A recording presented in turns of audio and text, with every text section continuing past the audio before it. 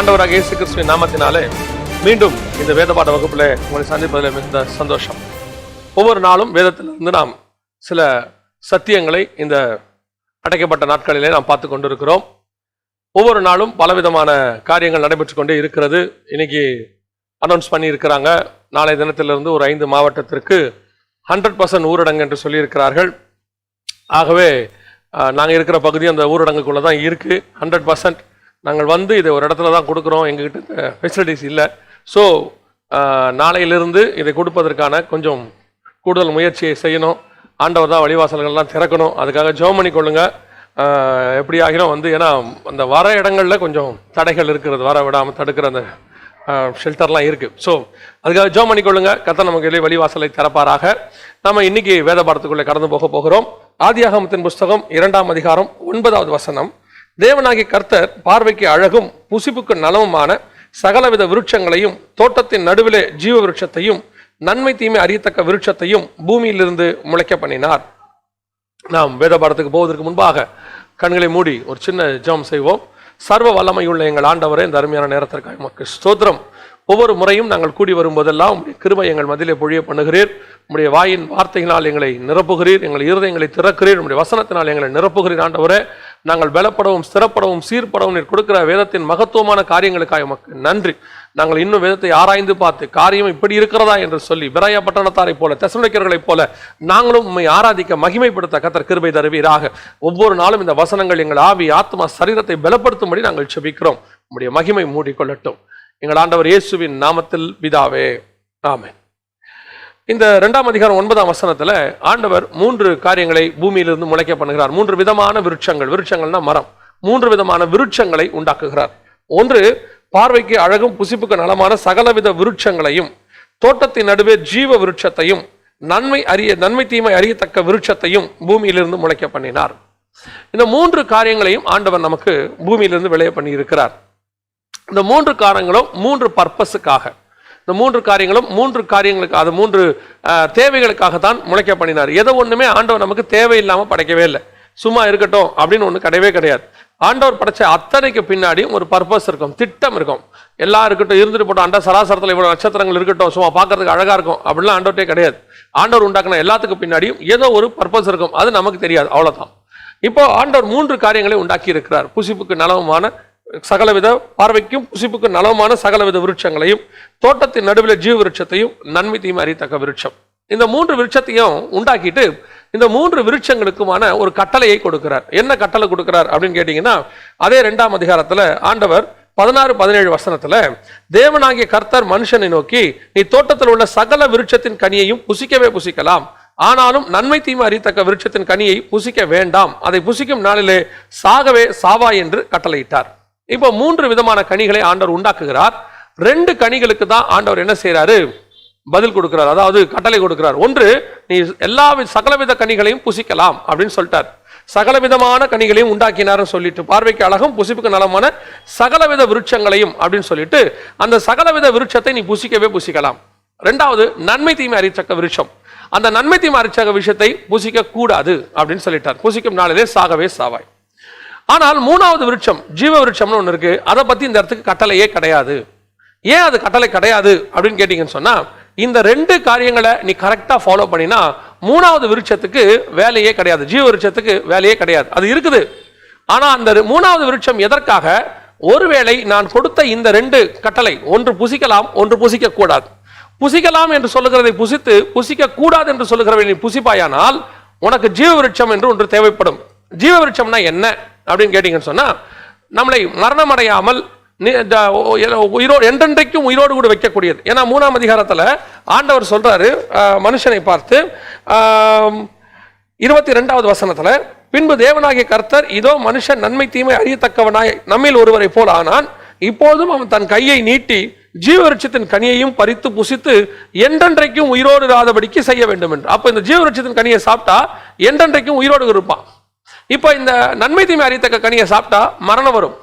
ஒருவேளை மரணம் வந்தால் அதை புசித்தால் என்றென்றைக்கும் உயிரோடு கூட இருக்க முடியும். ஒருவேளை இந்த நன்மை தீமை அறியத்தக்க கனியை சாப்பிடாம அவன் ஜீவ விருட்சத்தை சாப்பிட்டானா என்றென்றைக்கும் உயிரோடு தான் இருக்க போறான். அதுல எந்த மாற்று கருத்தும் இல்லை.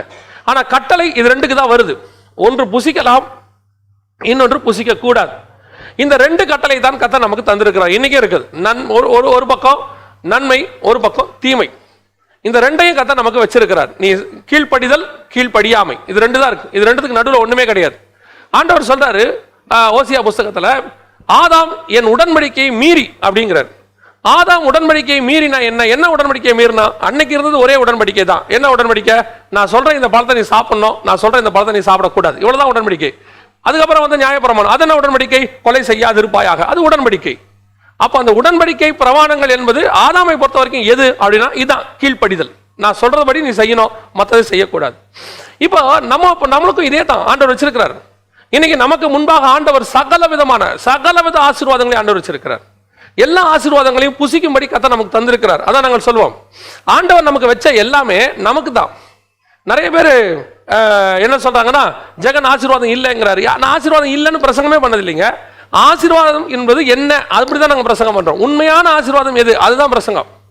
எல்லாரும் தேடுற அதே ஆசீர்வாதத்தை நம்மளும் தேடுறோமா, இல்ல கர்த்தர் நமக்கு நியமிச்சு வச்சிருக்கிற ஆசீர்வாதத்தை தேடுறோமாங்கிறதா கான்செப்ட். இப்ப நிறைய பேர் என்ன ஆசீர்வாதத்துக்கு எதிரி மாதிரி பேசுறாங்க. ஆசீர்வாதத்துக்கு எதிரி இல்லை. எனக்கு ஏன் யாராவது ஆசீர்வாதம் ஆண்டவரே கொடுத்தா வேணும்னு சொல்லுவாங்களா? ஆண்டவரே கொடுத்தானா நான் வேணான்னு என்னைக்குமே சொல்றேன். எத்தனை தடவை சொல்லியிருக்கேன், ஆண்டவர் கொடுத்தா வாங்கிக்கிங்க, வேணான்னு சொல்லிடாதீங்க. சோ ஆசீர்வாதம் என்பது என்ன? ஆண்டவர் நமக்கு எல்லாத்தையும் வச்சிருக்கிறார். சகலவித கனிகளையும் புசிக்கலாம். ஆண்டவர் எல்லா கனிகளையும் வச்சு, எல்லா ஆசீர்வாதங்களை வச்சு புசிக்க சொன்னார். அவைகளுக்கு நடுவில் ஒன்று சொல்லியிருக்கிறாரு, இதை மட்டும் சாப்பிடாத. இதைத்தான் பவுல் அழகா சொல்றாரு, எல்லாவற்றையும் அனுபவிக்க எனக்கு தகுதி உண்டு, எல்லாமும் எனக்கு தகுதியாகிறார். அப்போ எல்லாமே இருக்குப்பா, அதுல கொஞ்சம் தகுதி இல்லாததும் இருக்கு. ஆனால் கர்த்தர் சொல்றது, அந்த தகுதியானதெல்லாம் சாப்பிடு. உன்னை சாப்பிட வேணாம்னு நான் சொல்லல, தகுதி இல்லாததை சாப்பிடாத, வேண்டாம், அது வேண்டாம். ஏன்னா அதுக்கு பின்னாடி ஒரு மரணம் இருக்கும், ஒரு தீமை இருக்கும்.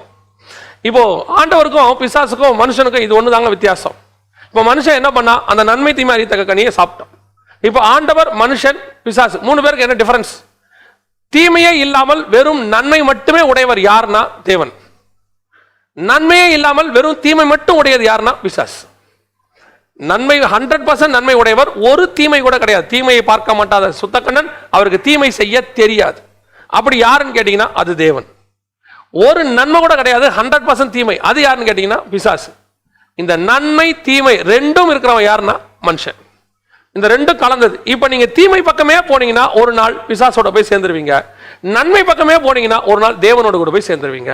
உங்களுக்குள்ள நன்மை தீமை, நமக்குள்ள ரெண்டும், நன்மை தீமை ரெண்டும் தான் இருக்கு. நம்ம பிறக்கும் போதே அப்படிதான் பிறந்தோம். ஏன்னா ஆதாம் அந்த கட்டளைக்கு கீழ்ப்படியாமல் அவர் சாப்பிட்டார் அந்த பழத்தை, நன்மை தீமை அறியத்தக்க பழத்தை அவர் சாப்பிட்டுட்டார். இப்ப ஆண்டவர் சொல்றாரு, நன்மை தீமை அறியத்தக்கவனா நான் அப்படின்னு சொல்றாரு. இப்ப நன்மை தீமை அறியத்தக்கவனா ஆயிட்டார். இப்போ அவருக்குள்ள நன்மையும் இருக்கு, தீமையும் இருக்கு. அதனாலதான் எப்பவும் ஆண்டவர் எனக்கு சொல்லி கொடுத்தது, இந்த உலகத்துல மனுஷன் கண்டுபிடிச்ச அத்தனையும் நன்மை தீமை உள்ளது. மனுஷன் உண்டாக்குற 100% எல்லாமே நன்மை தீமை உள்ளது. வெறும் நன்மை அப்படின்னு ஒண்ணு கிடையவே கிடையாது. மனுஷன் கண்டுபிடிச்சதுல கிடையவே கிடையாது. ஏன்னா அவனுடைய ஜீன், அவனுடைய மாடலே அப்படித்தான், நன்மை தீமை உள்ளதுதான். எதை வேணாலும் எடுத்துக்கோங்க, மனுஷன் கண்டுபிடிச்சதுல எதை வேணாலும் எடுத்துக்கோங்க. தேவன் உண்டாக்கினது இல்ல, தேவன் உண்டாக்கினது எல்லாம் நல்லது என்று கண்டார். அந்த நல்லது என்று கண்டார்ல இவன் எதையாவது மிக்ஸ் பண்ணி இருந்தா மனுஷனா தான் தீமையா இருக்கும். GMO product, genetically modified organs நம்ம சொல்றோம், அதுல கொண்டு போயிட்டு கொஞ்சம் ஹைபிரிட் உண்டாக்குறது. அப்போ அது என்ன ஆகுது, அதுல கொஞ்சம் தீமை வரும், கண்டிப்பா வரும். அப்புறம் தேவன் உண்டாக்குனதோடு கூட எதையாவது விட்டு வேற ஒண்ணு உண்டாக்குறது, அதுல என்ன உண்டாக்கும், அதுல ஒரு தீமை இருக்கும், கண்டிப்பா இருக்கும். தேவன் உண்டாக்குன ஆசிட்டிஸ் அப்படியே இருக்கிறதுல எந்த விதமான தீமையும் இருக்காது, 100% நன்மை தான். அதான் ஏன்னா வேதம் சொல்லுது, தேவன் நன்மை என்று கண்டார். அப்ப தேவன் நமக்கு கொடுக்கிற ஆசீர்வாதம் எல்லாமே நன்மை தான், அது தீமை இருக்காது. அதனால தான் வேதம் தெளிவா சொல்லுது, தேவன் கொடுக்கிற ஆசீர்வாதத்தோடு கூட வேதனையை கூட்டார், வேதனை இருக்காது. வேதனையோடு இருக்கிற ஆசீர்வாதம் தேவனிடத்துல இருந்து வந்தது அல்ல.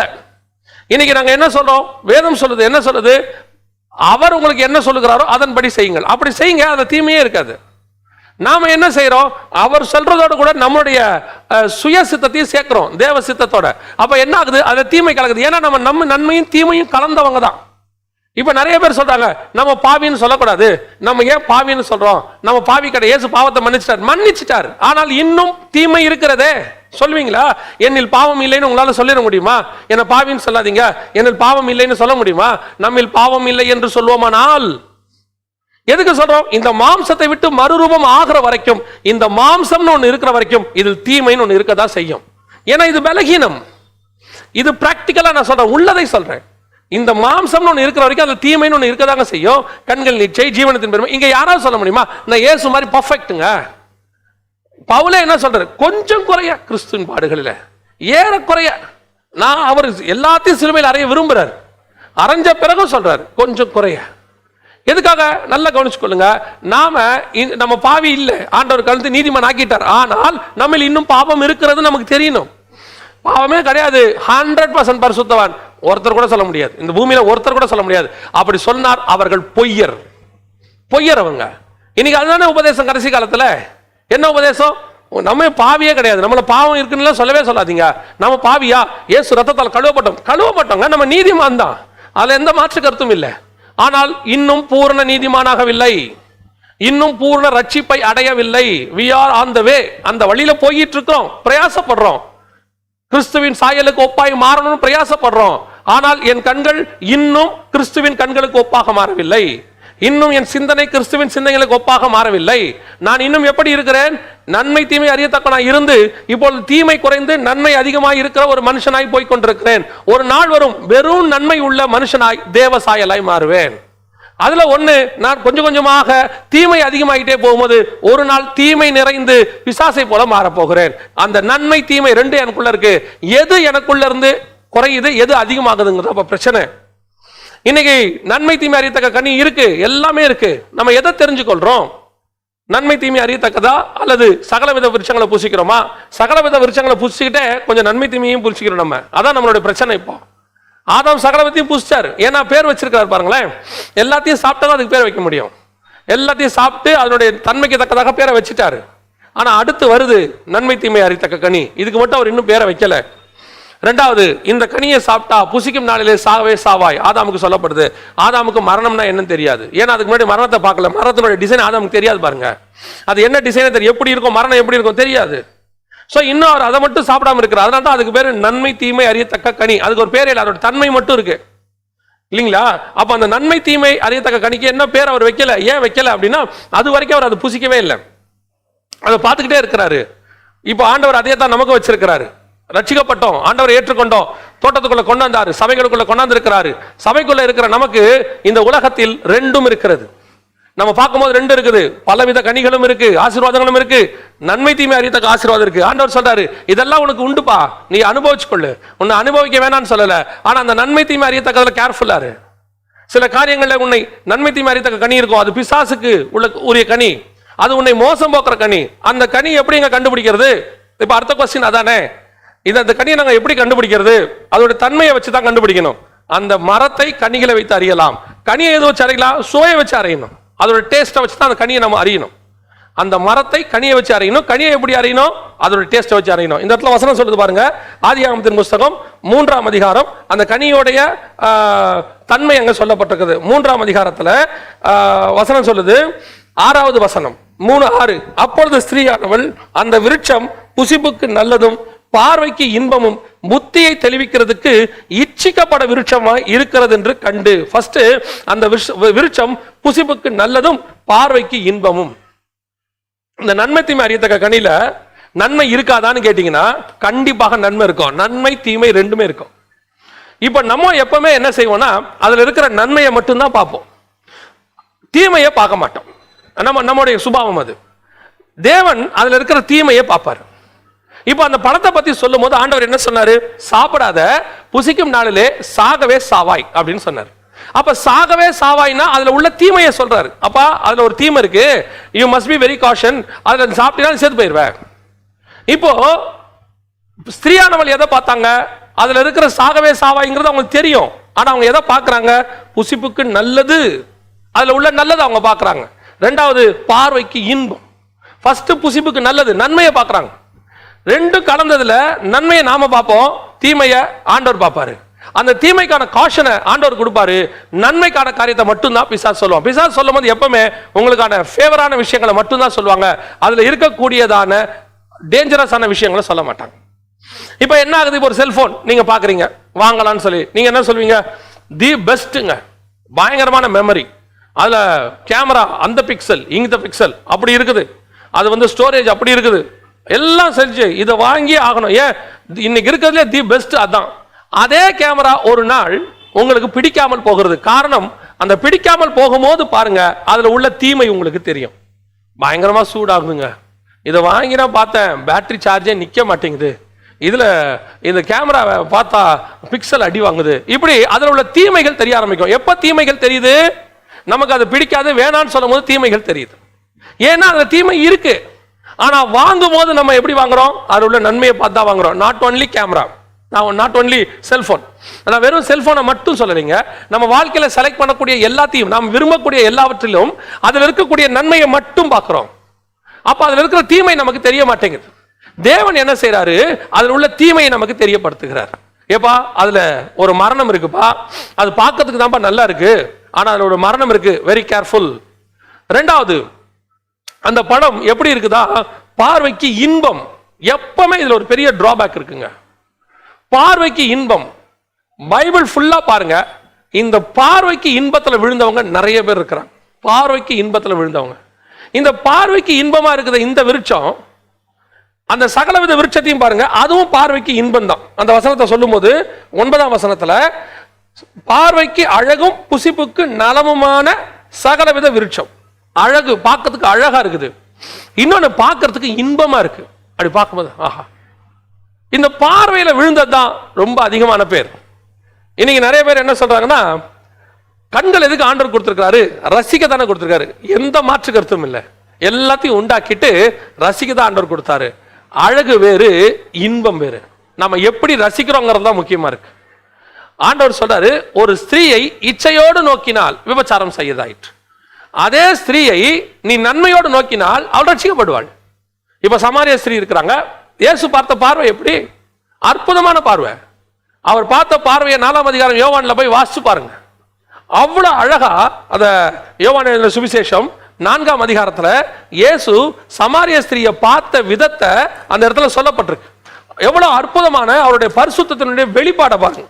யோவான் சுவிசேஷம் 4ஆம் அதிகாரம், இங்க பாருங்க 27வது வசனம். இயேசு அதற்கு இயேசு உன்னுடனே பேசுகிறவர் நானே அவர் என்றார். 26 27ல அத்தருணத்தில் அவருடைய சீஷர்கள் வந்து அவர் ஸ்திரீயுடனே பேசுகிறதை பற்றி ஆச்சரியப்பட்டார்கள். ஏன் ஆச்சரியப்பட்டான்? அவர் ஸ்திரீயோடு பேசுறத பார்த்து ஏங்க ஆச்சரியப்பட்டான்? இயேசு கிறிஸ்து லேடிஸோட பேசுறதே இல்லையா? 8ஆம் அதிகாரம் 2ஆம் வசனம் லூக்கா எழுதின சுவிசேஷம் சொல்லுது, கலிலேயாவிலிருந்து அவரோடு கூட ஊழியம் பண்ணி கொண்டு வந்ததான மகதலேனா மரியாளும் ஏரோதின் காரியதரிசியான யோவன்னாலும் சூசன்னாலும் அவரோடு கூட இருந்தார்கள். அநேகர் அவருக்கு ஆஸ்திகளால் ஊழியம் பண்ணினார்கள் இருக்கு. அப்ப என்ன அர்த்தம்? இயேசு கூட ஊழியத்தில் நிறைய ஸ்திரீகள் இருந்திருக்கிறாங்க. அவரோடு கூட மகதலேனா மரியாள் கலிலேயாவில் இருந்து வந்திருக்கிறாங்க. அப்ப இயேசு இந்த ஸ்திரீயோட பேசுறத பார்த்து ஏன் ஆச்சரியப்பட்டாங்க? இவ்வளோ நாள் நம்ம கூட இருக்கிறாரு, இவ்வளோ ஸ்திரீகள் இருந்தாங்க, ஒருத்தர் கூட போய் அவர் நின்று அப்படி பேசுனதே இல்லையா தனியா? இங்க ஒரு லேடியோட நின்று தனியா பேசிக்கிட்டு இருக்கிறார். ஆச்சரியப்பட்டார்கள். ரெண்டாவது, ஆகிலும் என்ன தேடுகிறீர் என்றாவது, ஏன் அவளுடனே பேசுகிறீர் என்றாவது ஒருவனும் கேட்கவில்லை. அது என்ன அர்த்தம்? என்ன தேடுகிறீர் என்றாவது அப்படின்னு என்ன அர்த்தம்? தூரத்துல இருந்து பாக்குறாங்க, இயேசு சமாரிய ஸ்திரீயோட பேசிக்கிட்டு இருக்கிறாரு, சமாரிய ஸ்திரீ அவர் இயேசோட பேசிக்கிட்டு இருக்குது. அங்கிருந்து பார்க்கறதுக்கு இயேசு தேடுறது மாதிரி இருக்குதான். என்ன தேடுகிறீர் என்றாவது அப்படின்னா என்ன அர்த்தம்? சமாரிய ஸ்திரீயை நேருக்கு நேரம் அவர் பார்த்து பேசலீங்க, இப்படி கீழே குனிஞ்சுக்கிட்டு, ஏமா இவனும் உன் புருஷன் அல்ல, இப்ப இருக்கிறவனும் அல்ல, 5 பேரும் இல்ல, இப்ப பேசுகிறவர் யாருன்னு உனக்கு தெரியாது, தெரிஞ்சா நீ அவர்கிட்டே கீழே குனிஞ்சு இப்படியே தலையாட்டிட்டே பேசிட்டு இருக்கிறார். இந்த தலையாட்டிக்கிட்டு பேசுறது அங்கிருந்து பார்க்கும்போது என்னவா இருக்குதா? என்ன தேடுகிறீர் என்றாவது. என்னையா தேடுறாரு? கீழேயா பார்த்து என்னமோ தேடிட்டே இருக்கிறாரு. அவன் சொல்றான், அவர் பாரு என்னமோ கீழே பார்த்து தேடிட்டே இருக்கிறார் பாரு. அப்படின்னா என்ன அர்த்தம்? தூரத்துல இருந்து பார்க்கும்போது ஒரு ஸ்திரீயை நேருக்கு நேர் நின்று கூட பேசாதபடிக்கு பரிசுத்தத்தினுடைய உச்சம் தான் இயேசு கிறிஸ்து. அதுதான் பார்வைக்கு அழகு. பார்வைக்கு இன்பம் வேற, பார்வைக்கு அழகு. அந்த ஸ்திரீயினுடைய இயேசுனுடைய பார்வை அந்த பேதுருவை திரும்பி பார்க்கிறாரு, அந்த பார்வை அவனை ரட்சிப்புக்குள்ள நடத்தினது, அதுதான் அழகு. அப்ப நல்லா தெரிஞ்சுக்கொள்ளுங்க, ஒரு பார்வை இச்சையோட பார்க்கறதுக்கு இன்பமா பார்க்கறதுக்கும் அதே பார்வையை அழகா பார்க்கறதுக்கும் டிஃபரன்ஸ் இருக்கு. இங்க இருக்கு, இது இருக்கு. நன்மை தீமை அறியத்தக்க கனி பார்வைக்கு இன்பம், அதை அப்படி பார்க்கும்போது நல்லா இருக்கு, அவ்வளவுதான், அது நன்மை. மூணாவது, புத்தியை தெளிவிக்கிறது. ஏன்னா அதுல அறிவு இருக்கு பாருங்களேன். இந்த நன்மை தீமை அறியத்தக்க அறிவு இருந்துச்சுங்க, அறிவு இல்லாமலாம் கிடையாது. இந்த நன்மை தீமை அறியத்தக்க கனியை சாப்பிட்ட உடனே அவனுக்கு ஒரு அறிவு வெளிப்பட்டது. யாருக்கு? ஆதாமுக்கு ஒரு அறிவு வெளிப்பட்டது. என்ன அறிவு வெளிப்பட்டது தெரியுங்களா? ஐயோ, நான் நிர்வாணியா இருக்கிறேனே, எனக்கு ஒரு ட்ரெஸ் வேணுமே, எதுல ட்ரெஸ் தைச்சு போட்டா உடம்பு மறைக்கும் அப்படின்னு சொல்லி உடனே ஏறி அத்தி இலையில தெஞ்சு நமக்கு ஒரு ட்ரெஸ்ஸை போட்டுக்கிறான். ஆனா இந்த அறிவு எப்படிப்பட்ட அறிவு தெரியுமா? ஒரு குறைவுள்ள அறிவு. அந்த அறிவு நன்மை தீமை அறியத்தக்க கனியை சாப்பிட்டாரா? சாப்பிட்ட உடனே அந்த நன்மை தீமை ரெண்டும் இருக்கு இல்லைங்களா? நன்மை என்ன? அது என்ன மறைக்குது நிர்வாணத்தை. தீமை என்ன? அது நிரந்தரமா மறைக்காது. It's a temporary one. இது பெர்மனன்ட் கிடையாது. அப்போ ஆதாமுக்கு இருந்த ஞானம் போய் அறிவு வந்துருச்சு. தேவனோடு கூட இருக்கும்போது தேவனோடு இருந்த அந்த ஞானம் அவனுக்கு போயிருச்சு. போயிட்டு இப்ப என்ன வந்துருச்சு? அவருக்கு அறிவு வந்துருச்சு. என்ன அறிவு? ட்ரெஸ் போட்டு மறைக்கணும்பா, ஆனா நிரந்தரமா மறைக்க முடியாது. ஏன்? அந்த அறிவு போயிருச்சு. இதுல இருக்கிற தீமையை பார்க்க அவருக்கு முடியல. இன்னைக்கு அதான் நிலைமை. இன்னைக்கு நம்ம வச்சிருக்கிற உலகத்தில் இருக்கிற எல்லா ஆசீர்வாதங்களும் நன்மை தீமை உள்ளது. ஏன்? நன்மை தீமை அறியத்தக்க பிறகு கனியை சாப்பிட்ட பிறகுதான் மனுஷன் ஃபுல்லா பூமியில பலுகி பெருகுனா. அந்த ஜீன் தான் இருக்கு. அப்ப இந்த பூமியில இருக்கிற அத்தனையும் நாம பார்க்கிறது நன்மை தீமை. சொல்லுவாங்க அது மாதிரி நன்மை கிடையாது, இந்த கார் தான் பெஸ்ட், ஆனா அதை வாங்கின பிறகு தெரியும் அதுல இருக்கிற ஒரு தீமை. ஏன்? இது நன்மை தீமை அறியத்தக்க அறிவுல உண்டாக்கப்பட்டது. இன்னைய வரைக்கும் அதுதாங்க, இன்னைய வரைக்கும் அதுதான். அப்ப நாம எதை புசிக்கணும்? ஆண்டவர் எல்லாத்தையும் வச்சிருக்கிறாரு. இங்க ஒண்ணு இருக்கு, எங்க எனக்கு இந்த ரெண்டுத்துக்கும் டிஃபரன்ஸ் தெரியலையே, நான் இப்ப என்ன செய்யணும்? அதை தெரிய வைக்கிறதுக்கு தாங்க, புத்தியை தெளிய வைக்கிறதுக்கு தான், உங்களுக்கு வந்து சகல அறிவுக்குள்ள நடத்துறதுக்கு தான் பரிசுத்த ஆவியானவரை தேவன் நமக்கு தந்திருக்கிறார். பரிசுத்த ஆவியானவர் வந்து நம்மளை சகல சத்தியத்துக்குள்ளும் நடத்துகிறார். வரும் காரியங்களை குறித்து போதிக்கிறார். பாவத்தை குறித்தும் நீதியை குறித்தும் நியாய தீர்ப்பு குறித்தும். இந்த பரிசுத்த ஆவியானவர் என்ன பண்றாரு? இதுல எது நன்மை எது நன்மை தீமை அறியத்தக்கது ரெண்டுத்தையும் உங்களுக்கு உணர்த்துவார். இந்த பரிசுத்த ஆவியானவர் வந்த பிறகு நன்மை எது தீமை எது ரெண்டும் நீங்க தெரிஞ்சு கொள்வீங்க. அவருடைய அந்த நிறைவுக்குள்ள இருக்கும்போது தேவ சித்தம் நம்ம அதைத்தான் சொல்றோம். இதை செய்யலாம், இதை செய்ய வேணாம், இதை பண்ணலாம், இதை பண்ண வேணாம், ரெண்டுத்தையும் அவர் தெரிவிப்பார். அந்த பரிசுத்த ஆவியானவர் வரும்போது நடக்கிற சுபாவம் அதுதான். இப்போ ரெண்டும் வச்சுட்டாரு. தேவன் சொன்னாரு இதை செய்யாத இதை செய்யுன்னு. அன்னைக்கு செய்யாதான்னு சொன்னதை அவன் செஞ்சான். இன்னைக்கும் ஆவியானவர் நமக்கு உணர்த்திக்கிட்டே இருக்கிறார். ஒவ்வொரு காரியத்திலையும் உணர்த்துவார், இதை செய்யாத இதை செய். ஒரு காரியத்தை செய்யறதுக்கு முன்னாடி அதான் நம்ம சொல்றோம் ஜெபம் பண்ணீங்களா. இந்த ஜெபங்கிறது எப்படி ஆயிடுச்சுன்னா ட்ரெடிஷன் ஆயிடுச்சு. இதை ஒரு காரியத்தை செய்யறதுக்கு முன்னாடி பிரேயர் பண்ணீங்களா அப்படின்னு கேட்கிறோம். எதுக்கு இந்த பிரேயர் பண்ணீங்களான்னு கேட்கிறோம்? இந்த பிரேயர் பண்ணும்போது அதை செய்யலாமா வேணாமா நமக்கு அவர் சொல்லுவாரு. அதை பண்ணலாமா வேணாமா நமக்கு அதை சொல்லுவாரு. இதுக்கு தான் அந்த பிரேயர் பண்ண சொன்னோம். இப்ப நம்ம இதை எப்படி ஆக்கிட்டோம்? ரிவர்ஸ் ஆக்கிட்டோம். ஒரு விஷயத்தை ஆரம்பிக்கிறதுக்கு முன்னாடி ஆண்டவரே இதை ஆசீர்வதியும், இதை அப்படி பண்ணும் இப்படி பண்ணும். இப்ப நாம அவருக்கு சொல்லி கொடுக்கிறோம். இதை சொல்லி கொடுத்துட்டு நாம என்ன சொல்றோம்? ஆமென் அப்படியே செஞ்சிருங்கன்றோம். இப்ப தேவன் நம்மளை என்ன நினைப்பார் யோசிச்சு பாருங்க. இந்த விஷயத்தை செய்யலாமா வேணாமா நீ என்ன கேட்டியா? இதுக்கு முன்னாடி உட்காந்து எத்தனை பரிசுத்தவான்கள் ஒரு காரியத்தை செய்யறதுக்கு முன்னாடி தேவ சமூகத்தில் காத்திருப்பாங்க. அந்த காலத்துல எல்லாம் 21 நாள் ஃபாஸ்டிங், 40 நாள் ஃபாஸ்டிங் அப்படியே போட்டு உட்காந்து ஒவ்வொரு விஷயத்துக்கும் ஒரு சின்ன சின்ன விஷயத்துக்கும் ஆண்டவர்கிட்ட உட்கார்ந்து இருப்பாங்க. யோசிச்சு பாருங்க. மோசே மலைக்கு மேல போய் 40 நாள் வெயிட் பண்றாரு. இயேசு கிறிஸ்து 40 நாள் வனாந்தரத்துல வெயிட் பண்றாரு. தானியேல் 21 நாள் வெயிட் பண்றாரு. தேவ ஜனங்க காத்திருக்கிறாங்க, காத்திருந்து பெற்றுக் கொள்ளுகிறாங்க. அதனாலதான் சபையை பார்த்து கர்த்தர் சொல்றாரு, நீ கேட்டு பெற்றுக் கொண்டதை குறித்து ஜாக்கிரதையாயிரு. அப்படி காத்திருந்து வாங்கி ஆண்டவர் சமூகத்தில் காத்திருந்து ஆண்டவரே இதை செய்யட்டுமா வேணாமா ஒவ்வொரு விஷயத்தையும் நான் உங்களுக்கு வேதத்திலிருந்து சொல்றேன், அனுபவத்திலிருந்து சொல்றேன். எனக்கு தெரிஞ்ச அனுபவம், அதை நீங்க அப்ளை பண்ணலாம் பண்ணாம வேணாம், அது உங்க இஷ்டம். தேவ சமூகத்தில் காத்திருந்து கர்த்தர் ஒன்ன செய்ய சொன்னாருன்னா அதுல ஒரு பிரச்சனையும் இருக்காது, ஒண்ணுமே இருக்காது. சில நேரத்தில் பிரச்சனைகள் எழும்பி வரும். நம்ம தேவ சித்தத்தோட ஒன்று சொல்லும் போது நமக்கு எதிராக பிரச்சனைகள் எழும்பும். தேவ சித்தத்தோட நீங்க ஒரு சபை கட்டும் போது அதுக்கு எதிராக கொஞ்சம் பேர் எழும்புவாங்க. உங்களுக்கு தோணும், ஆண்டவரே நீர் சொல்லிதானப்பா இந்த சர்ச்சை நாங்க கட்டணும், எதுக்கு இப்படி எதிர்ப்பு எழும்புது? அது வரும். சன்பல்லாத்துகள் தொப்பியாக்கள் எழும்புவாங்க. நெகேமியா அலங்கத்தை கட்ட சொன்னார். ஆண்டவர் தேவ சித்தத்தோட தான் வந்தாரு. கட்டுறதுக்கு காசெல்லாம் கொடுத்து அனுப்புனாங்க. எல்லாம் நல்லபடியா வந்துச்சு. சில சன்பல்லாத்துகள் தொப்பியாக்கள் எழும்புதான் செய்வாங்க, எழும்பி நிற்பாங்க. ஆனால் ஒன்று, அவர்கள் எழும்பும் போது நீ தேவ சித்தத்தோடு அதை செய்திருப்பாயானால் தேவன் உன் பட்சத்திலிருந்து உங்களை அதிலிருந்து விடுதலையாக்கி அவர்கள் கண்களுக்கு முன்பாக உயர்த்தப்படுவீர்கள். அந்த காரியத்தை கர்த்தர் செஞ்சு முடிப்பார். அது தேவ சித்தத்தோட இருந்தா. தேவ சித்தம் இல்லைன்னா அது அப்படியே ஒரு நாள் போயிடும். அதுக்கு தான் சொல்றேன், ஒவ்வொரு விஷயத்தையும் செய்யும் போது ஆண்டவர்கிட்ட கேட்டு சொல்லுங்க, ஆண்டவரே இது நன்மை தீமை அறியத்தக்கதா, இதை நான் செய்யலாமா வேணாமா. சில நேரத்தில் ஒரு வெளிநாட்டுக்கு வேலைக்கு போகலான்னு சொல்லும் போது உடனடியாக நம்ம அந்த ஏஜென்ட் சொல்றதை கேட்கும் போது நமக்கு எல்லாமே நன்மையாக தான் இருக்கும், அத்தனையும் நன்மையாக தான் இருக்கும். ஏஜென்ட் என்ன சொல்வாரு, வெளிநாட்டுக்கு போகலான்னு சொல்லும் போது அங்க போங்க, மாசம் உங்களுக்கு 50,000 60,000 1 லட்சம் சம்பளம், ஓட்டி ஓவர் டைம் கிடைக்கும், ஒரு மேல சம்பாதிக்கலாம், 3 மாசத்துல கடன் அடைச்சிடலாம், 1 வருஷத்துல வீடு கட்டிடலாம், 2வது வருஷம் கல்யாணம் பண்ணி செட்டில் ஆயிருவீங்க எல்லாம் சொல்வாரு. ஏன்னா அந்த வேலையில் உள்ள நன்மை அது. ஆனால் அங்க போயிருக்கிறவரை கேளுங்க, இதுக்கு முன்னாடியே ஒருத்தர் வேலைக்கு போயிருப்பாரு, அவருக்கு ஃபோன் பண்ணி நீங்க கேளுங்க, இப்ப அந்த மாதிரி வேலையை பத்தி சொல்றாங்களே நான் வரட்டுமா, அவரு அதுல உள்ள தீமையை சொல்லுவாரு. அவர் என்ன சொல்வாரு, வாப்பா ஒன்றும் பிரச்சனை இல்லை, ஆனா ரொம்ப கஷ்டம், இங்க பயங்கரமான வெயில், உயிர் போய் உயிர் வரும், ஓவர் டைம் சொல்லுவாங்க, ஆனா வாரத்தில் 1 நாள் 2 நாள் கூட கிடைச்சா பெரிய விஷயம் தான், சம்பளம் கூட 2 மாசத்துக்கு ஒரு தடவை தான் கொடுப்பாங்க, வரதுதான் வா, ஆனா இதான் சிச்சுவேஷன். அவர் அதில் உள்ள தீமையை சொல்வாரு.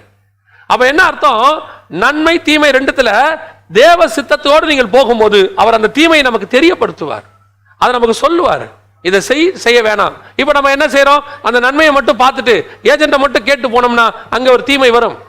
அப்ப அந்த தீமையை பார்க்கும்போது இதெல்லாம் இவன் சொல்லாம விட்டானே. இப்ப யோசிச்சு பாருங்க, அவர் சொல்லாத நன்மை ஒண்ணு நடக்குதுன்னு வச்சுக்கோங்க, அந்த ஏஜென்ட் உங்களுக்கு சொல்லல ஒரு நன்மை என்ன, உங்களுக்கு 1 லட்ச ரூபா சம்பளம் சொன்னாரு, அங்க போனா 1.5 லட்சம் கிடைக்குது, நீங்க என்ன சொல்லுவீங்க, அவர் 1 லட்சம் தாங்க சொன்னாரு ஆனா 1.5 லட்சம் கொடுக்குது, அவர் என்ன ஏமாத்திட்டாருன்னு சொல்லுவீங்க. நல்ல மனுஷங்க 1 லட்சம் சொன்னாரு ஆனா நல்ல வேலை போல 1 லட்சமா கொடுக்குறாங்க, கடவுள் அவரை நல்லா வைக்கணும், அப்படிதானே சொல்ல போறோம். இப்போ நன்மை தீமையில தேவன் எதை சொல்வாரு, வசனம் தெளிவா சொல்லுது, இருக்கிற தீமையை உங்களுக்கு சொல்லி எச்சரிப்பு கொடுப்பார். அப்ப எச்சரிப்பு கொடுக்கிறது தேவனுடைய வேலை, எச்சரிப்பு கொடுக்கிறது பரிசுத்த ஆவியானவருடைய வேலை, கண்டித்து உணர்த்துவார். இன்னைக்கு வெறும் நன்மை மட்டும் சொல்றது யாருடைய வேலை, பிசாசின் வேலை. அது என்ன சொல்லுது, நீ புசிக்கும் நாள்ல அதெல்லாம் இல்ல, கண்ணு திறக்கும், அப்படி இருப்ப இப்படி இருப்ப. நான் சொல்றேன் இந்த நன்மையை சொல்ல வேண்டிய அவசியமே இல்லைங்கிறேன். நான் ஏன் நன்மை சொல்ல வேண்டிய அவசியம் இல்லை, நீ அதுல உள்ள ப்ராப்ளத்தை மட்டும் சொல்லிடுங்களேன், அவன் அதை செய்யட்டும், அதுல நன்மை வந்தால் அனுபவிக்க போறான், இன்னும் உங்களை ஆசீர்வதிப்பான். சொல்லாத ஆசீர்வாதங்கள் அதுல இருக்குங்க, நல்ல வேளை அந்த பழத்தை சாப்பிட்டேன் கர்த்தர் உங்களை ஆசீர்வதிப்பார்னு சொல்லுவாங்க. இன்னைக்கு உலகம் நமக்கு என்ன சொல்லி கொடுக்குது, எதுக்கு தீமை சொல்றீங்க, எதுக்கு பாவின்னு சொல்றீங்க, எதுக்கு அதுல உள்ள குறைகளை சொல்றீங்க, விசுவாசியே கஷ்டப்பட்டு சர்ச்சுக்கு வரான் அவனை போய் அப்படி சொல்றீங்களே, அதுக்கு பதிலா பேசாம அதுல உள்ள ஆசீர்வாதத்தை சொல்லுங்க. ஆசீர்வாதத்தை யார் வேணாலும் சொல்லுவாங்க, பரிசுத்த ஆவியானவர் கண்டித்து தான் உணர்த்துவார், அதுல உள்ள தீமையை சொல்லிடுவார். ஏன், நாளைக்கு அப்படி ஒரு தீமை வரும்போது அதை எதிர்கொள்வதற்கு அவன் மனப்பக்குவம் இருக்கணும்னு ஆவியானவர் ஆயத்தப்படுத்துவார். இன்னைக்கு அதான் நடக்குது. இப்ப நீங்க ஹைவேஸ்ல போறீங்க, ஹைவேஸ்ல போகும்போது பார்த்திருக்கீங்களா, இங்கிருந்து 50 கிலோமீட்டருக்கு எந்த ஸ்பீட் பிரேக்கரும் கிடையாது, நீங்கள் என்ன வேகத்தில் போகலாம், பயங்கரமான சேஃப்டி, காட் பிளஸ் யூ அப்படின்னு இருக்கா எங்கேயாவது ஒரு இடத்துல அப்படி ஒரு போர்டு இருக்கா, ஹைவேஸ்ல அப்படி இருக்குதா? நீங்க இந்த ஹைவேஸ் மலமளவென்று அற்புதமாய் போடப்பட்டிருக்கிறது, அடுத்து 120 130க்கு நவுத்தி கொண்டு போங்கள், ஒன்றும் ஆகாது, அப்படி இருக்கா போர்டு? ஆனா இருக்கும், என்ன இருக்கும், 110க்கு மேல போகாதீங்க, இங்க ஒரு ஸ்பீட் பிரேக்கர் இருக்கு கேர்ஃபுல்லா போங்க, இங்க ஒரு கர்வ் இருக்கு கேர்ஃபுல்லா போங்க. ஏன் அந்த காஷன் கொடுக்குறாங்க, அந்த ரோட்ல நன்மை இருக்குல்ல, மலமலன்னு இருக்குல்ல, 3 லேன் இருக்குல்ல, நல்லா 110 120ல போலாம்ல, ஏன் அதை அவங்க சொல்லல? அதுல ஒரு ப்ராப்ளம் இல்லைங்க, அந்த நன்மையை சொல்ல வேண்டிய அவசியமே இல்லை, அதுல போகும்போது அவங்களே உணர்வாங்க நன்மையை. ஓ இதுல இவ்வளவு நன்மை இருக்குதா, இயேசு கிறிஸ்து கிட்ட வந்து அவனே நன்மையை உணர்வான், அதுல ஒரு பிரச்சனையும் இல்லை அவங்களுக்கு. எதை சொல்லணும், இந்த தீமையை சொல்லணும், எப்பா இங்க போகாத, காஷன் கொடுக்கணும். என்கரேஜிங் மெசேஜ் வேற, மோட்டிவேஷன் மெசேஜ் வேற. மோட்டிவேஷன் வேற, நீ இயேசு ஆண்டவராக இயேசு கிறிஸ்துவை ஏற்றுக்கொண்டால் நீ அப்படி இருப்ப இப்படி இருப்ப, அது வேற.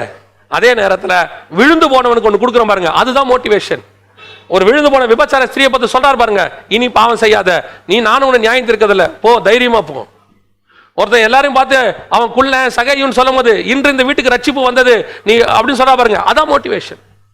விழுந்து போன தூக்குறது தாங்க மோட்டிவேஷன். சும்மா இருக்கிறவனை பூஸ்ட் பண்ணி விடுறதா மோட்டிவேஷன்? அது மோட்டிவேஷன் இல்ல. விழுந்து போன கிறிஸ்தவமே விழுந்து போன தூக்கறதாங்க. கடைசி காலத்துல கிறிஸ்தவத்தோட வேலை என்னன்னா, விழுந்து போன தூக்கத்துக்கு தான் கர்த்தர் வச்சிருக்காரு. எங்கே பாவம் பெருகுதோ அங்க கிருபை பெருகும். எவ்வளவு பேர் விழுந்து போறாங்களோ அவ்வளவு பேர் தூக்கத்துக்கு தான் கிறிஸ்தவம். அதுக்கு தான் ஆண்டவர் நம்மள வச்சிருக்காரு. ஆனா கொஞ்சம் பேர் இன்னைக்கு செஞ்சுட்டு இருக்காங்கன்னா, நிக்கிறவனை தள்ளுறது தான் அவங்க வேலை. அப்படி ஒரு குரூப் இருக்குது, நிக்கிறவங்களை தள்ளுறது. நான் சொல்றேன், அதை பத்திலாம் கவலைப்படாதீங்க. விழுந்து போனவனை தூக்கத்துக்கு தான் கர்த்தர் நம்மள வச்சிருக்கிறார். எல்லா பாவங்களையும் அவர் மன்னிக்கிறார். அதுக்காக பாவம் செய்யணும் அர்த்தம் இல்ல. நீ வா, கர்த்தர் உன்னோடு கூட இருப்பார், இனி பாவம் செய்யாதபடிக்கு கர்த்தர் உன்னை பாதுகாப்பார். அதை காஷன் கொடுக்க வேண்டியதுதான் நம்முடைய வேலை. ஒவ்வொரு நாளும் ஆண்டவர் இதை நமக்கு சொல்லிக் கொடுத்து கொண்டே இருக்கிறார். நம்மை ஆண்டவர் எச்சரித்து கொண்டே இருக்கிறார். நம்முடைய வாழ்க்கையில் இருக்கிற தீமைகளை ரிமூவ் பண்ணி ஏன் அந்த தீமையை பத்தியே பேசுற? தீமை ரிமூவ் பண்ணி எடுத்துட்டினா வெறும் நன்மையா இருக்கும் போது அதுதான் தேவனுடைய சாயல். உனக்குள்ள இருக்கிற தீமைகள் கொஞ்சம் கொஞ்சமா போக போக போக போக நீ வெறும் நன்மைக்குரியவனாய் மாறுவாய். நன்மைக்குரியவனாய் மாறும்போது தேவன் வெறும் நன்மைக்குரியவராய் இருக்கிறார். அவரை போல நீ தேவ சாயலாய் மாறுவாய். அதுக்குத்தான் பிரசங்கம், அதுக்கு தான் பைபிள், அதுக்கு தான் ஊழியக்காரர்கள், அதுக்கு தான் சபையை கத்தர் வச்சிருக்கிறாரு, அதுக்கு தான் உங்களை உருவாக்கி இருக்கு. அதான் பக்தி விருத்திக்கு ஏதுவாக சபை. அப்ப நல்லா கவனிச்சுக்கொள்ளுங்க, நன்மை தீமை ரெண்டுமே இருக்கும். நல்ல சகலவித விருட்சம் இருக்கும், அந்த சகலவித விருட்சத்தை நீங்க பூசிங்க. ஆனா இந்த மாதிரி விஷயத்துல கேர்ஃபுல்லா இருங்க. ஆவியான ஒரு துணையோட கேளுங்க, ஆவியான நான் செய்யக்கூடாதுப்பா, எனக்கு அந்த தீமை எனக்குள்ள இருந்து போகணும், நான் இப்ப நன்மை தீமை அறியத்தக்க நான் இருக்கிறேன். ஏன் நான் பழம் சாப்பிட்ட அந்த ஆதாமுடைய சந்ததியில வந்தவன், இப்ப இயேசு என்னை கழுவி இருக்கிறாரு, இப்ப என்னை கொஞ்சம் கொஞ்சமா தீமையை என்னை விட்டு ரிமூவ் பண்ணி வெறும் நன்மைக்குரியவனாய் மாற்றி கொண்டிருக்கிறார். இப்ப மூணாவது விருட்சம், இந்த மூணாவது விருட்சத்தை பத்தி என்ன சொல்லுது? அங்க விஷயமே இல்ல பாருங்க. ஒரு விருட்சம் புசிக்கலாம், ஒரு விஷயம் புசிக்க கூடாது. மூணாவது விருட்சத்தை புசிக்கலாமா வேணாமா அப்படி ஒரு விஷயமே இல்ல. வசனம் சொல்லுது ஜீவ விருட்சத்தை பத்தி ஒண்ணுமே சொல்லல. ஜீவ விருட்சம் எப்போ வருது? ஆதாம் பாவம் செய்த பிறகு வருகிறது. ஏன்னா இப்பதான் அதோட தேவை வருது. இந்த ஜீவ விருட்சத்தினுடைய எக்ஸ்பிளேஷன் ஏதாவது இருக்கா பாத்தீங்களா? ஜீவ விருட்சத்தினுடைய எக்ஸ்பிளேஷன் பார்வைக்கு இன்பம், புசிப்புக்கு ஏற்றது, நன்மை தீமை அறியத்தக்க கனியும் பார்வைக்கு இச்சிக்கத்தக்கதாக இருந்தது, எல்லாம் இருக்கு. இந்த நார்மல் கனியும் சகலவித கனியும் பார்வைக்கு இன்பமும் பார்வைக்கு அழகும் புசிப்புக்கு நலமா இருக்கு. ஆனா ஜீவ விருட்சத்தை பத்தி ஏதாவது இருக்குதா? இப்படி இருக்கும் அப்படி இருக்கும்னு இருக்குதா? எனக்கு தெரிஞ்ச ஜீவ விருட்சம் பார்வைக்கு விரும்பத்தக்க ரூபம் இல்லாம தான் இருந்திருக்கும். ஏன் நான் வசனத்தை வச்சு நிதானிக்கிறதுல சொல்றேன். ஏன் அப்படின்னா, ஜீவ விருட்சம்னா என்னன்னா உங்களுக்கு என்றென்றைக்கும் உயிரோடு இருக்கிறது. அந்த என்றென்றைக்கும் உடனே எட்டர்னல் லைஃப், என்னன்னைக்கும் உயிரோடு இருக்கிறதா. இந்த அதுக்கு நம்ம பைபிள் வேர்ஸ்ல நீங்க சொன்னீங்கன்னா நித்திய ஜீவன், என்னன்னைக்கும் உயிரோடு கூட இருப்பது எட்டர்னல் லைஃப், நித்திய ஜீவன். அப்ப ஜீவ விருட்சம் என்பது நித்திய ஜீவன். இந்த ஜீவ விருட்சத்தை புசிக்கணும் அப்படின்னு சொன்னா, இப்ப நாம புசிக்கணும் அப்படின்னு சொன்னா, ஏன் ஆதாம் அப்ப அதை புசிக்கல அப்படின்னா, இந்த ஜீவ விருட்சத்தை புசிக்கும் போது அது பார்வைக்கு எப்படி இருக்கும்? இயேசு சொல்றாரு, இயேசுதான் நித்திய ஜீவன், நான் நித்திய ஜீவனை அளிக்கவே வந்தேன், என்னை விசுவாசிக்கிறவனுக்கு நித்திய ஜீவன் உண்டு, கடைசி நாளில் அவனை எழுப்புவேன். அப்ப இயேசுதான் நித்திய ஜீவன். அப்ப இயேசு கிறிஸ்து நித்திய ஜீவனை நமக்கு கொடுப்பதற்கு அவர் சிலுவையில் மாண்டார். அந்த சிலுவையில் இருக்கிற இயேசு தான் நமக்கு நித்திய ஜீவன் கொடுக்கிறவர். அவர் மாண்டு ரத்தம் சிந்தி அவர் வந்துட்டு கடைசி தண்ணீரும் ரத்தமாய் தன்னுடைய ஜீவனை கொடுத்து மீண்டும் உயிரோடு கூட எழுப்பினார். இப்ப இந்த இயேசுவை ஏசாயா பார்க்கிறாரு, இவரை நோக்கி பார்க்கிறவனுக்கு தான் விடுதலை. அதுக்கு ஒப்புமையாக பவுலும் எழுதுறாரு, எப்படி மரத்தில் உயர்த்தப்பட்ட சர்பத்தை பார்த்தவர்கள் வந்து ஜீவனை பெற்றுக் கொண்டார்களோ, அதே போல் மரத்தில் தூக்கப்பட்ட இயேசுவை பார்த்து நாம் ஜீவனை பெற்றுக் கொள்கிறோம். ஆனால் மரத்தில் தொங்குற இயேசு எப்படி இருக்கிறாரு? மரத்தில் தொங்குற இயேசு எப்படி இருக்கிறாரு? ஏசாயா சொல்றாரு, அவருக்கு விரும்பத்தக்க ரூபம் இல்லாதிருந்தது. அவர் அடிச்சு நொறுக்கி அப்படியே கிழிச்சு அவருடைய, நீங்க பார்த்திருப்பீங்க சில மூவிஸ்ல எல்லாம் இயேசு கிறிஸ்துவோட சிலுவை பாடுகளை குறித்து அவர்கள் கொஞ்சம் சொல்லியிருப்பாங்க. எனக்கு பார்த்தா அதுல 1% கூட அது இருக்காது. ஏன்னா அவங்களால அவ்வளவுதான் எடுக்க முடியும். இயேசு கிறிஸ்து உலகத்தினுடைய சகல பாவங்களையும் சுமந்தாருன்னா மொத்த பாவத்தையும் அதுக்கு அப்படியே எடுத்து காட்டுறதுக்கு பாவமா நிறைஞ்ச மனுஷனால முடியாது பாருங்களேன். சோ அவங்களால முடிஞ்ச வரைக்கும் அவங்க காட்டியிருக்கிறாங்க. பேஷன் ஆஃப் த கிரைஸ்ட் படத்தெல்லாம் நல்லா காட்டியிருக்கிறாங்க. அப்ப கண்ணு கிண்ணெல்லாம் கிழிஞ்சி தலையெல்லாம் ரத்தம் சொட்ட சொட்ட உடம்பெல்லாம் முழு ரத்தத்தோட அப்படி தொங்குறாரு. விரும்பத்தக்க ரூபம் இல்லாது இருந்தது. அப்போ இவரை நோக்கி பார்க்கிறவர்களுக்கு அந்த கல்வாரி சிலுவையை பற்றின உபதேசம் கெட்டு போகிறவர்களுக்கோ பைத்தியமாய் இருக்கிறது, நமக்கோ அது தேவ பலனாய் இருக்கிறது. அந்த சிலுவையில தொங்கின இயேசுவை பார்த்தா ஜீவன் உண்டு, நித்திய ஜீவன். அப்ப சிலுவையில தொங்கின இயேசு எப்படி இருந்தாரு? வசனம் சொல்லுது, விரும்பத்தக்க ரூபம் இல்லை.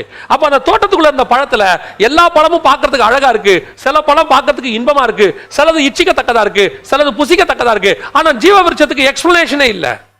அப்படின்னா என்ன அர்த்தம்? அந்த பழம் போய் உடனே சாப்பிடறதுக்கான பழமா தெரியல. அந்த பழம் பார்த்தவுடன் போய் ஓடி போய் எடுக்கிற அழகு இல்ல அதுக்கு.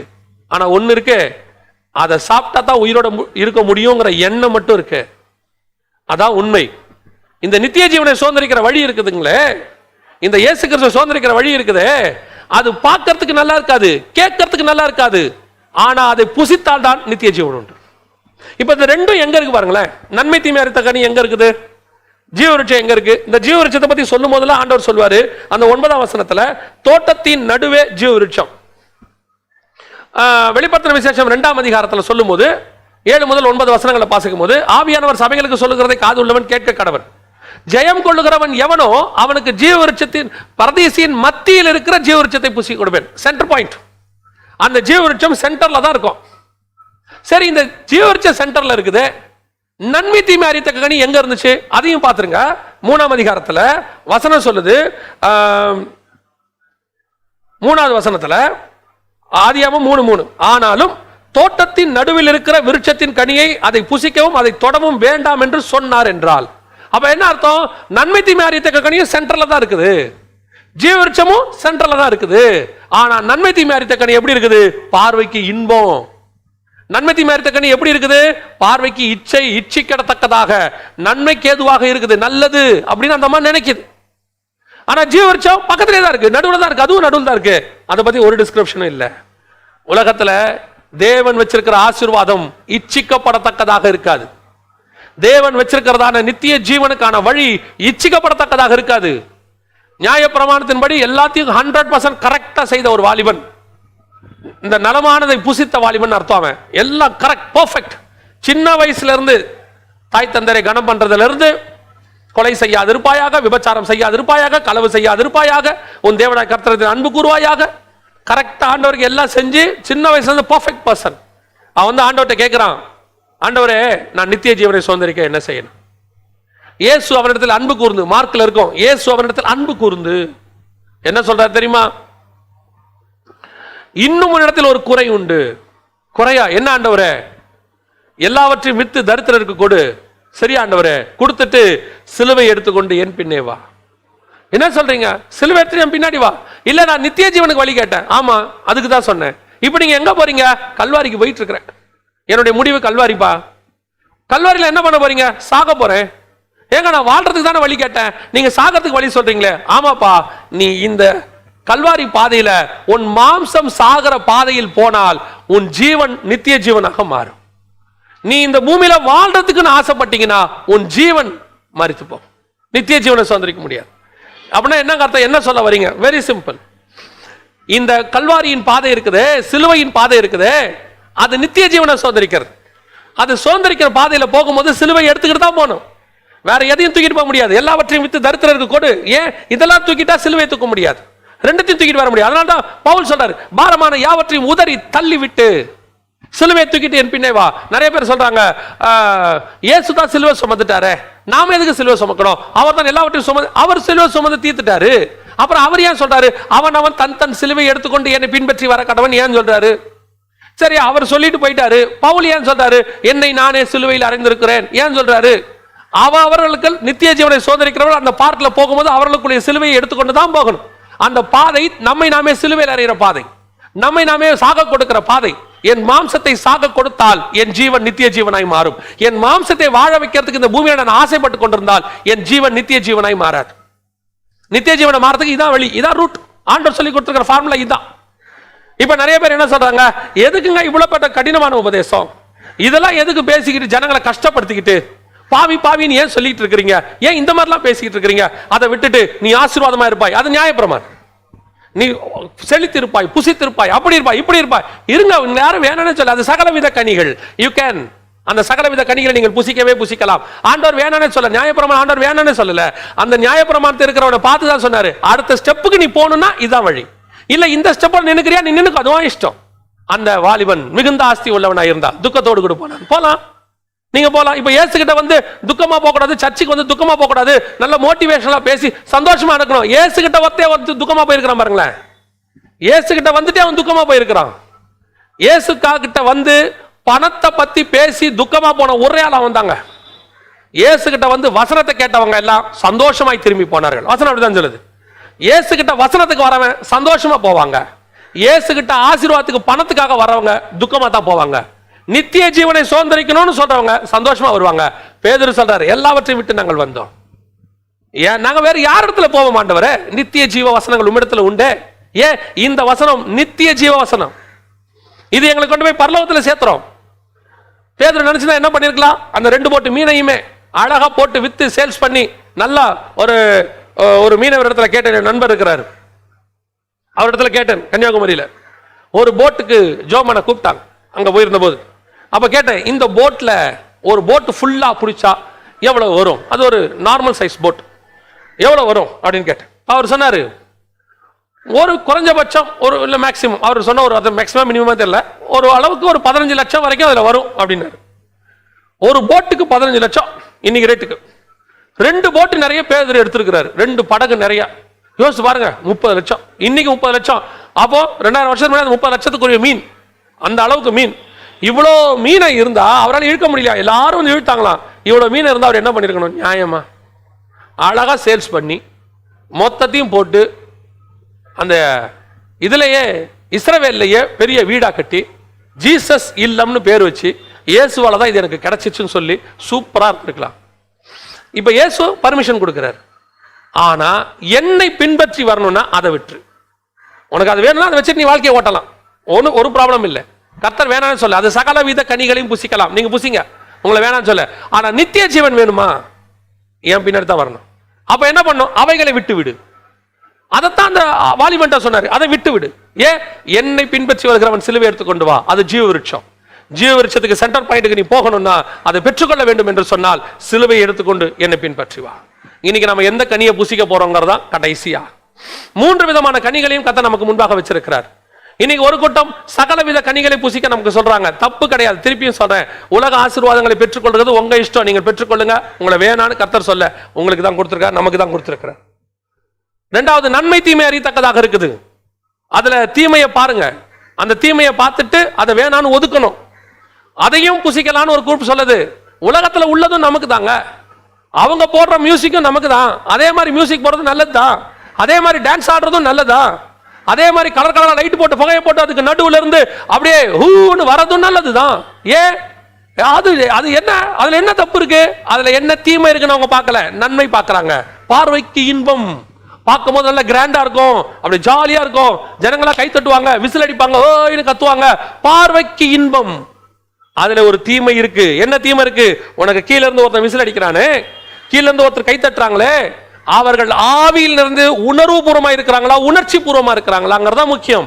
உணர்ச்சி பூர்வமாய் நடத்துவதற்கு ஊழியரும் இல்லை, உணர்ச்சி பூர்வமாய் நடத்துவதற்கு சபையும் இல்லை. சபை உணர்வு பூர்வமாய் நடத்துவதற்காக கர்த்தர் உண்டாக்கி வச்சிருக்கிறார். ஊழியனை எதுக்கு உருவாக்கி வச்சிருக்கிறாரு? உணர்வு பூர்வமாய் நடத்து. அவன் இருதயம் உடைக்கப்பட்டு, ஆண்டவரே நித்திய ஜீவனை சுதந்தரிப்பதற்கு நான் என்ன செய்யணும் கேட்கறதுக்கு தான்.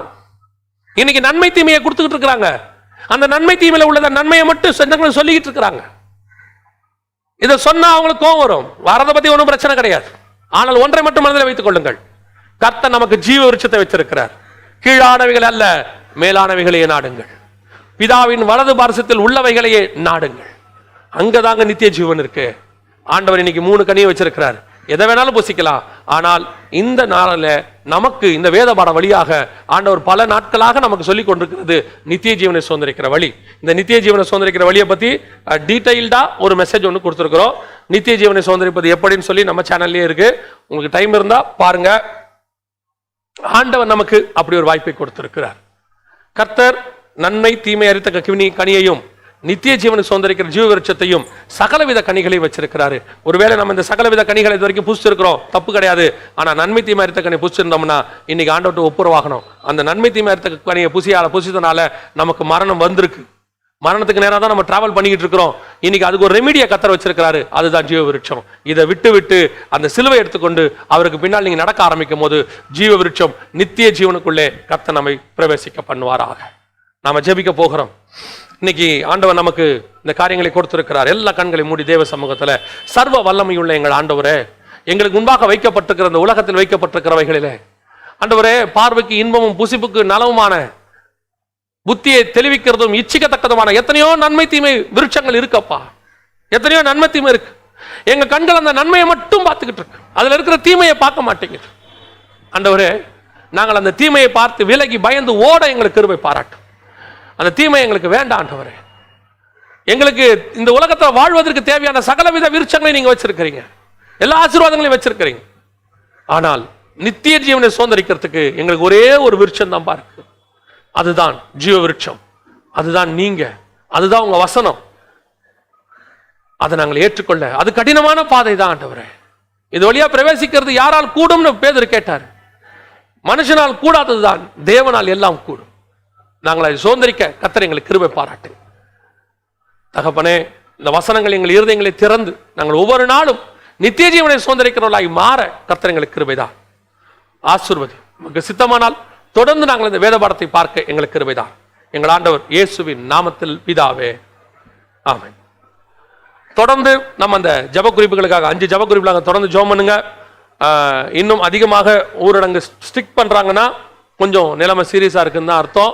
அதனால தான் அவ்வளோ ஸ்ட்ரிக்ட் பண்றாங்க. 5 மாவட்டத்தில் மட்டும் பண்ணியிருக்கிறாங்க.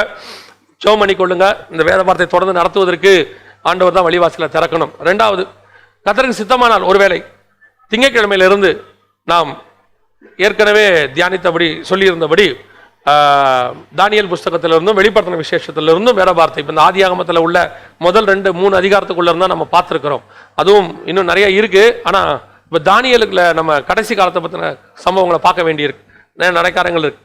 அதனால தானியேல் புஸ்தகத்திலிருந்தும் வெளிப்படுத்தின விசேஷத்திலிருந்தும் நாம் வேத பாடத்தை பார்க்க போகிறோம். ஆகவே அதற்காகவும் ஜெபித்துக் கொள்ளுங்கள். தொடர்ந்து எங்களுக்காக ஜெபித்துக் கொள்ளுங்கள், எங்களுடைய ஊழியங்களுக்காக ஜெபித்துக் கொள்ளுங்கள். பல காரியங்கள் ஆண்டவர் நடத்தி கொண்டிருக்கிறார். ஆனால் எல்லாவற்றிலும் கர்த்தருடைய கரம் கூட இருக்கிறது. அந்த ஒருத்தர், உன் தேவனாய் கர்த்தர் ஒருவரே உன்னோடு கூட இருந்தார் அப்படிங்கிற வேத வசனத்தின்படி ஆண்டவர் ஒருவரே எங்களோடு கூட இருந்து நடத்துகிறார். எங்களுக்காக ஜெபம் பண்ணிக்கொள்ளுங்க. கர்த்தருக்கு சித்தமானால் மீண்டும் நாம் சந்திப்போம்.